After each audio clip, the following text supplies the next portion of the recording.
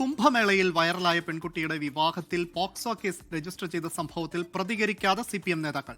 തിരുവനന്തപുരം പൂവാറിലെ ക്ഷേത്രത്തിൽ CPIM സംസ്ഥാന secretary MV ഗോവിന്ദന്റെ നേതൃത്വത്തിലായിരുന്നു വിവാഹം.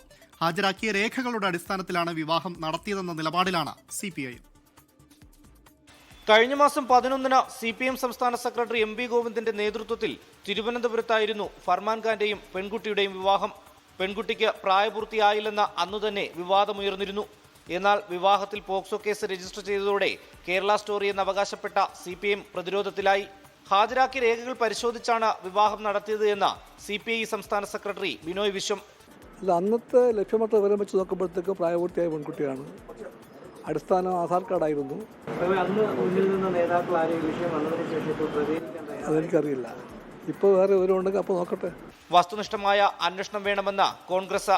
ഇപ്പോൾ മധ്യപ്രദേശ് സർക്കാരാണ് കേസെടുത്തിട്ടുള്ളത്. മധ്യപ്രദേശ് സർക്കാർ ഈ വിവാഹത്തിന് എതിരായിരുന്നു. അതാണ് യാഥാർത്ഥ്യം. അതോ ഇതിൻ്റെ ഒറിജിനൽ എന്താണ് എന്നുള്ളതിനെക്കുറിച്ച് വസ്തുനിഷ്ഠമായിട്ടൊരു അന്വേഷണം നടത്താതെ നമ്മൾ ചാടിക്കയറി അഭിപ്രായം പറഞ്ഞത് ശരിയല്ല. ദേശീയ പട്ടികവർഗ കമ്മീഷന്റെ മേൽനോട്ടത്തിലാണ് നിലവിൽ പോലീസ് കേസ് അന്വേഷിക്കുന്നത്. ഫർമാൻ ഖാനും പെൺകുട്ടിയും എവിടെയെന്ന് കണ്ടെത്താൻ ഇതുവരെയായിട്ടില്ല. വ്യാജ സർട്ടിഫിക്കറ്റ് ഉപയോഗിച്ച് വിവാഹം നടത്തിയത് എന്നാണ് കണ്ടെത്തിയിരിക്കുന്നത്. സംഭവത്തിൽ കേരളത്തിലും സ്പെഷ്യൽ ബ്രാഞ്ച് അന്വേഷണം ആരംഭിച്ചിട്ടുണ്ട്. 24 തിരുവനന്തപുരം.